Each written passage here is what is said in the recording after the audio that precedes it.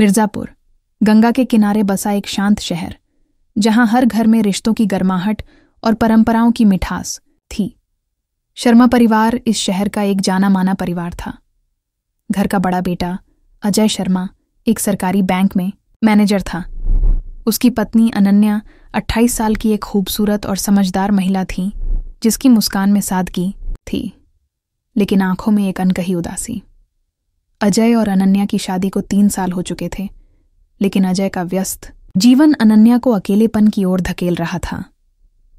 इस कहानी का दूसरा किरदार था अजय का छोटा भाई रोहन, 24 साल का एक उत्साही और संवेदनशील युवक।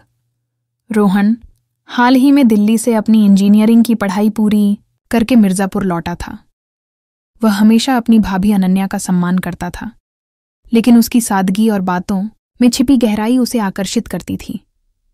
शर्मा परिवार में सब कुछ सामान्य लगता था, लेकिन जल्द ही एक तूफान आने वाला था। रोहन के घर लौटने के बाद घर में एक नई हलचल थी। वह अपनी मां के साथ खेतों की देखभाल करता और अनन्या के साथ घर के कामों में हाथ बटाता।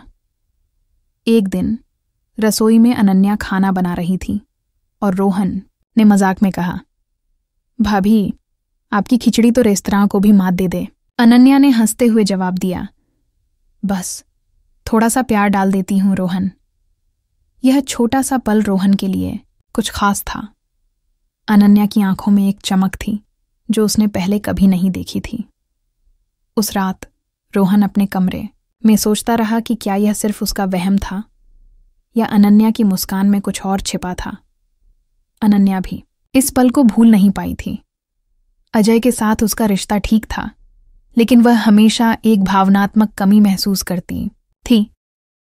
अजय का ध्यान सिर्फ काम और परिवार की जिम्मेदारियों पर था और अनन्या की छोटी छोटी इच्छाएं अनसुनी रह जाती थीं। दिन बीतते गए और रोहन और अनन्या के बीच छोटी छोटी बातें बढ़ने लगीं। कभी किताबों पर चर्चा, कभी पुराने गानों की बातें, तो कभी परिवार की छोटी मोटी समस्याएं। रोहन को अनन्या की बातों में एक गहराई दिखती थी जो उसे अजय में कभी नहीं दिखी। एक शाम बारिश की बूंदें मिर्जापुर की गलियों को भिगो रही थीं। अनन्या और रोहन छत पर कपड़े उतारने गए। अचानक तेज हवा चली और अनन्या का दुपट्टा उड़कर दूर जा गिरा। रोहन ने हंसते हुए उसे उठाया और अनन्या को लौटाया। उस पल में जब उनके हाथ एक दूसरे को छू गए, दोनों ने एक दूसरे की आंखों में देखा। वह पल कुछ सेकंड का था, लेकिन रोहन के दिल में एक तूफान उठा। उस रात रोहन सो नहीं पाया। वह सोचता रहा कि क्या वह अनन्या के लिए कुछ गलत महसूस कर रहा था। दूसरी ओर अनन्या भी अपने मन की उलझन से जूझ रही थी। वह जानती थी कि रोहन की नज़रों में उसके लिए कुछ खास था और यह उसे एक अजीब सी सुकून देता था, लेकिन वह यह भी जानती थी कि यह रास्ता गलत था। इसी बीच पड़ोस में रहने वाली एक महिला, शीला, ने रोहन और अनन्या को कई बार साथ देखा। शीला एक जिज्ञासु और गपशप करने वाली महिला थी, जिसे दूसरों के जीवन में ताक झांक करने की आदत थी। उसने अनन्या और रोहन की नज़दीकियों को गलत अर्थों में लिया और गांव में अफवाहें फैलानी शुरू कर दीं। शीला की अफवाहें जल्द ही गांव में आग की तरह फैल गईं। लोग शर्मा परिवार के बारे में कानाफूसी करने लगे। एक दिन अजय के एक दोस्त ने उसे बताया, अजय, तुम्हारे भाई और भाभी के बारे में गांव में कुछ गलत बातें चल रही हैं। तुम्हें इस पर ध्यान देना चाहिए। अजय ने इसे मजाक में टाल दिया, लेकिन उसके मन में एक शक का बीज बो गया। अजय ने अनन्या से इस बारे में बात की। अनन्या ने साफ साफ कहा, अजय, ये सब झूठ है। रोहन मेरा देवर है और हमारा रिश्ता सिर्फ भाई भाभी का है। लेकिन अजय के मन में शक गहराता गया। उसने रोहन से भी बात की और रोहन ने भी यही कहा कि वह अनन्या का सिर्फ सम्मान करता है, लेकिन अजय का शक कम नहीं हुआ। रोहन और अनन्या दोनों जानते थे कि उनकी भावनाएं एक खतरनाक रास्ते पर थीं। एक दिन जब घर में कोई नहीं था, रोहन ने अनन्या से कहा, भाभी, मैं नहीं चाहता कि हमारा रिश्ता इस परिवार को तोड़े। मेरे मन में आपके लिए कुछ है, लेकिन मैं इसे दबा दूंगा। अनन्या की आंखें नम हो गईं।